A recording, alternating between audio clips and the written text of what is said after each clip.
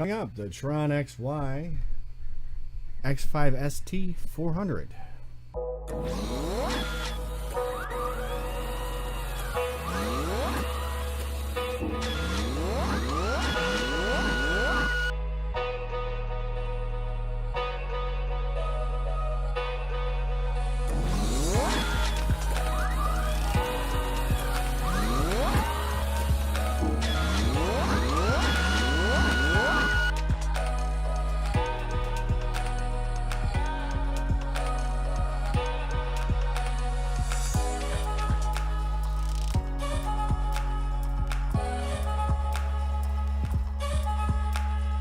Hi guys, I'm Chris, Sergeant Taz, and this is my first real video on 3D printing. I didn't want this one to kind of be the first review, but circumstances kind of made it where it's going to have to be my first review. I purchased this almost like 3 weeks ago. I was going to do an actual build video, and unfortunately I ran into issues right after I got the basic frame put together. So I stopped that, paused, and trying to figure out what my problem was. So the initial build of the frame went together no sweat. Everything fit where it's supposed to. The instructions weren't horribly bad, and it was basically a DIY kit that, you know, you're gonna have to put some work into. I got to the bed portion of it, and then everything went just completely bad, and the bed I have doesn't fit the bed frame. So I'm thinking, okay, this is new to me. I mostly built Ender 3s, Ender 3 Pros, and a Delta. Them are the big ones I've built. So maybe I'm doing something wrong. So I went through and watched videos of the other models, because I haven't seen this model listed anywhere. And I couldn't find anything, so I looked at all the similar videos, all the ST version, or all the X5S versions I could find, and ran through all their videos to see, well, maybe I'm doing something wrong, maybe I missed a step, maybe I didn't put a bracket in the right direction. I wasn't really sure, but after sussing through all of it, it clearly doesn't fit. The bed mounts are way out of line. I'll show a clip of it in the next few minutes here. So this is the video I sent to them. Sorry for the resolution. It was on my iPhone and I was doing it one-handed. But you can see here where the screws are positioned, it doesn't fit the bed frame at all whatsoever. For the cable chain, there was extended way too long to even fit the frame the way the screws are positioned. So I'm trying to fiddle with this, and, you know, like I said, one-handed, trying to record it and show them where it actually winds up being. It doesn't work. And that's where them cable leads have to go on the frame itself. So I showed them that. And then I turned it just to show them it didn't fit the other way either, just to make sure they didn't tell me I had it positioned in the wrong way. So the screws, once it's turned where it doesn't belong, still don't fit.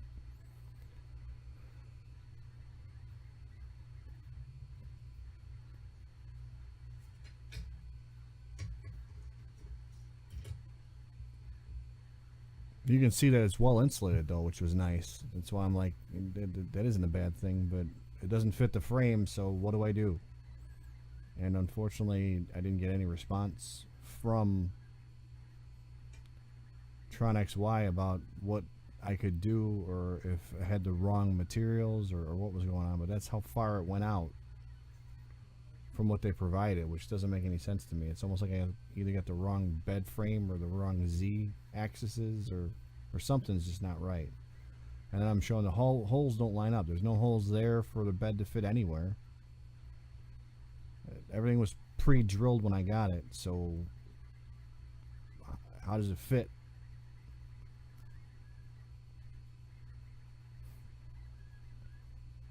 I switched them around a couple of times, different directions, and I actually put them down.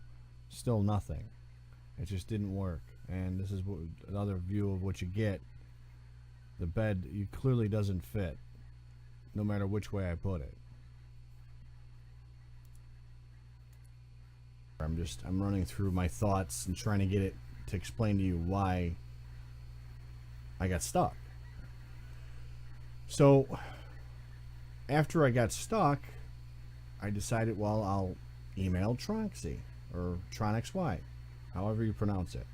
I emailed them, waited, nothing.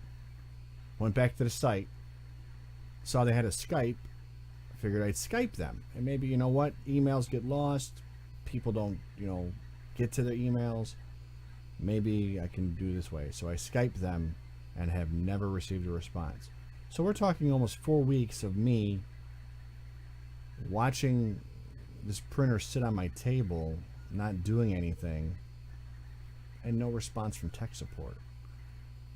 That right off the bat, if you're new to 3D printing, this would not be a recommended printer, because if you can't get a hold of anybody, how do you know what you did wrong? I mean, and obviously there's not a lot on this product, unfortunately. So what do you do?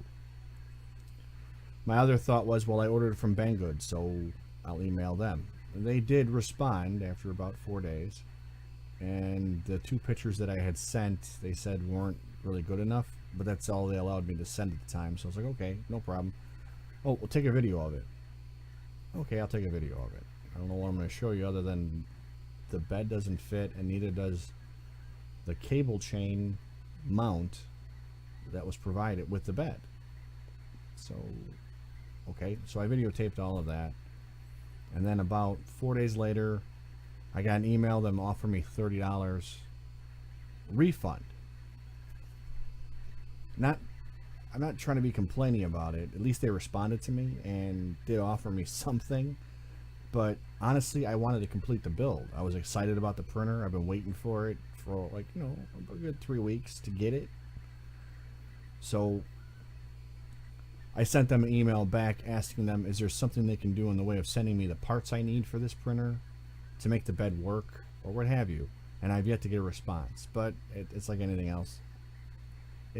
Between translations and what have you, at least they sent me an email back. So that's where I'm at with this whole setup. With them offering me $30, I assume they don't want to take it back and they don't want to refund my money.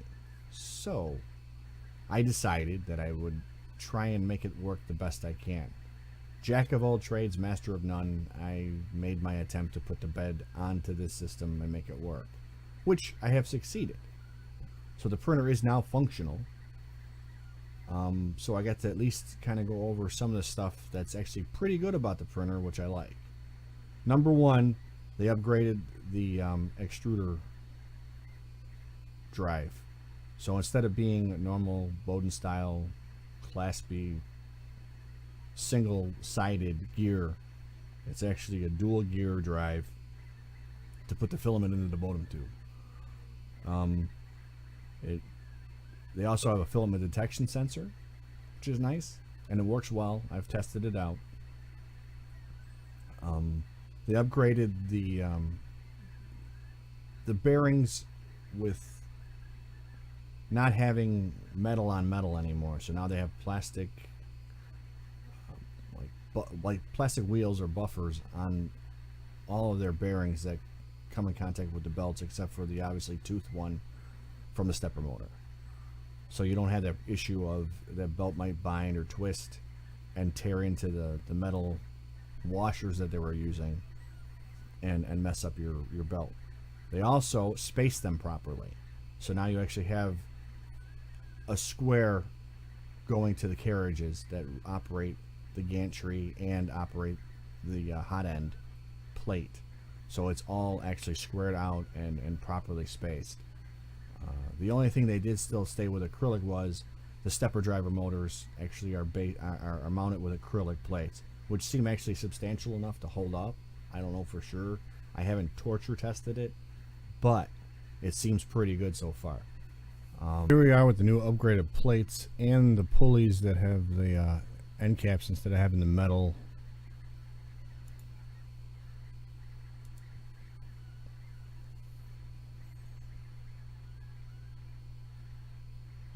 Additional metal plates, it's not plastic, and the pulleys are positioned properly. There's your plexing plastic, and there's your gear-driven feeder.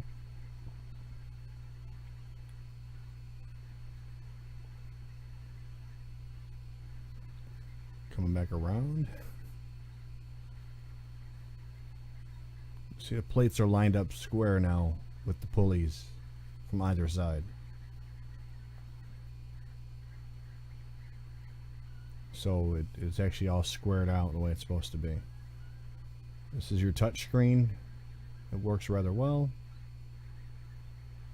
Here's the bed that I did the best to fix. And there's the insulation on the bed, which is nice to have. You can see it's actually printing pretty well, so. My solution was to use like it's a cardboard slash particle board type slats of wood that I had laying around, because I didn't have any metal laying around that I could use for this.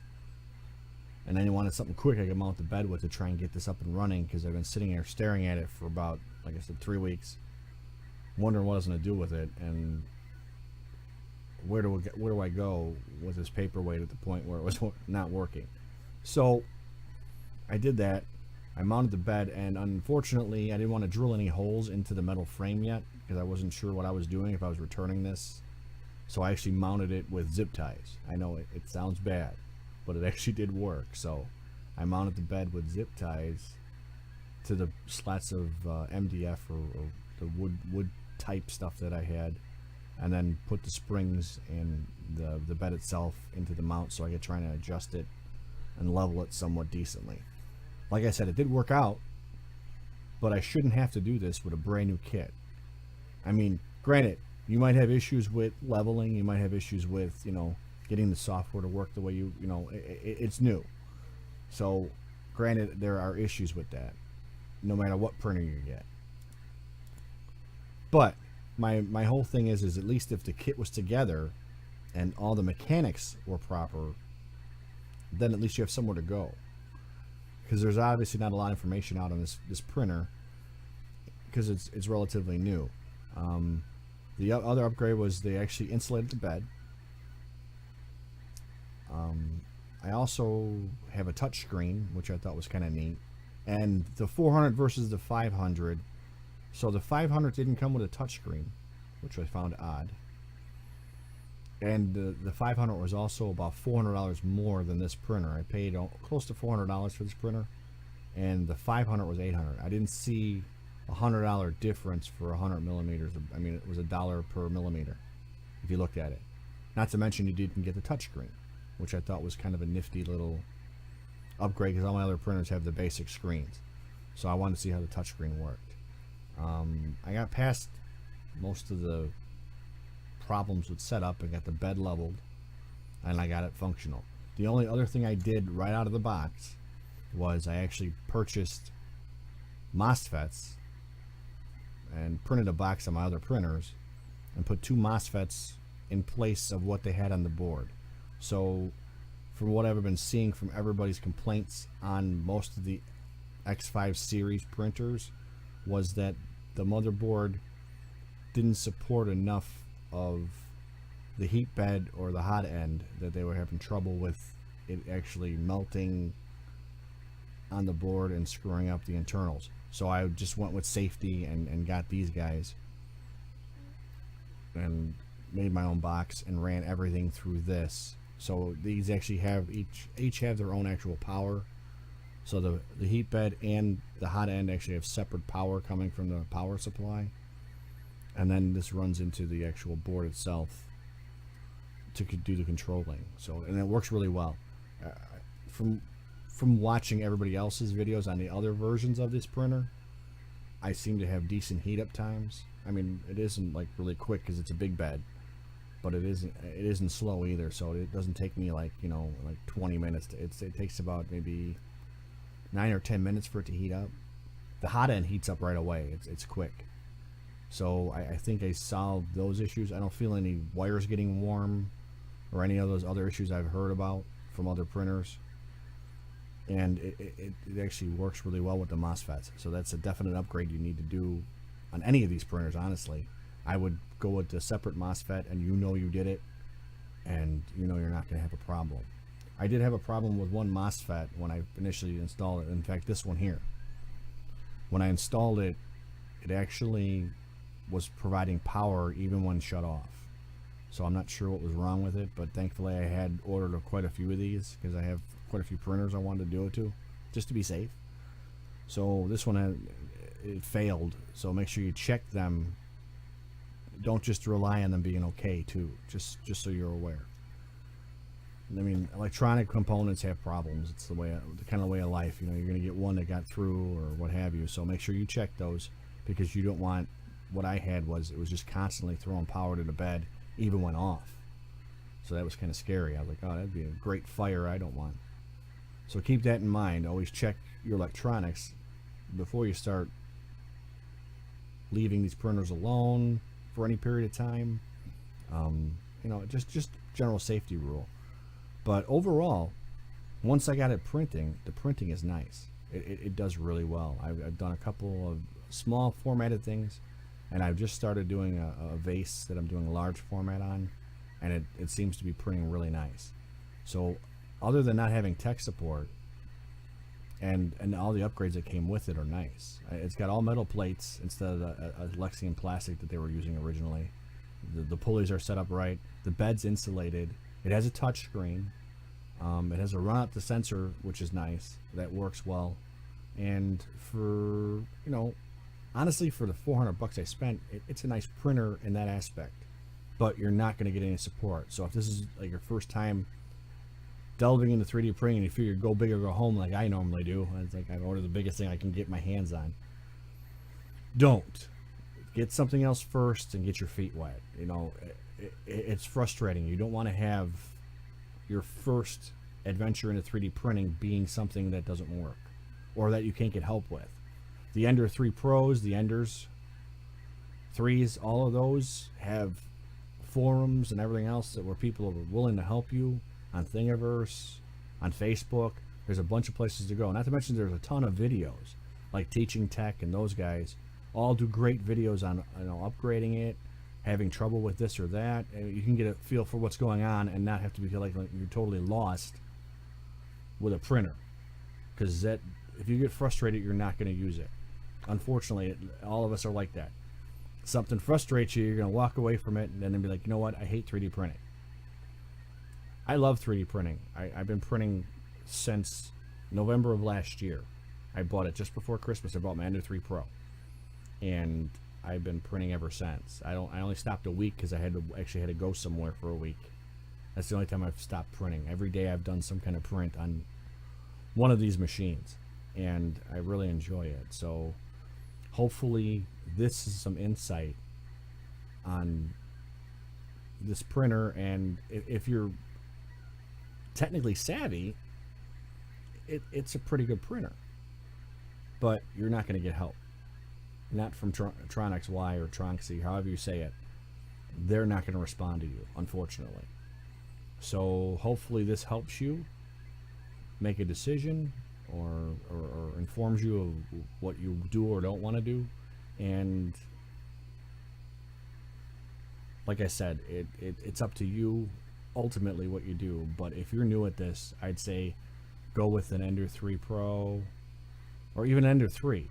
You know, because you can do some of the upgrades that the Pro has. If you're afraid for that little price difference, you can get a decent Ender, you know, for under $190, and the Pro is just about there too. So either way, that's a great one to start with. Get your feet wet, learn a little bit about 3D printing, learn how to, you know, get your settings the way you need to, and it's actually a better overall experience. I haven't, fortunately, so far, haven't had any issues with either Ender that I have. I have two of them. And I haven't needed to contact tech support, but from what I hear from everybody else, they respond well and help you out. I have the Anycubic right here. I can't even get it on right there. I have the Anycubic Castle Plus, and I had issues with the firmware, and not even a day later, they were emailing me with what I can do and how they can help me. So there was tech support there, and I hear Creality has great tech support. TronXY, I haven't heard nothing about in the way of tech support, and I can tell you from my own experience, you're not going to get it. They're not going to contact you no matter what you do. I tried, like I said, tried Skype, I tried email. I don't know why, but they never responded. So, but oddly, they have listened to the community with some of these upgrades they did. So, I mean, they're monitoring this stuff, but they're not responding, I guess. They're responding by making the changes that were necessary, with the plates, the heated bed, with the insulation, the gear drive as opposed to a single gear drive, the filament run out. I mean, they made the changes to it. So there's that. And if you get experienced and you're okay with tinkering, it's a cool printer. I mean, I really like it. I like the printer itself. The other aspect of it, not being able to get help when I clearly needed it, and it not working as a kit right out of the box, kind of frustrates me. So choice is yours. I hope it was informative. I hope to do some more of these videos because I really enjoy this hobby. It's gotten me out of my shell because I haven't been able to like work on other projects because of some injuries I had gotten, and I can't get out to the garage, so I can print things now, and I can make stuff again. So I'm excited about doing more projects and maybe getting some more out on video for you guys. And I appreciate you watching. Take care. See ya.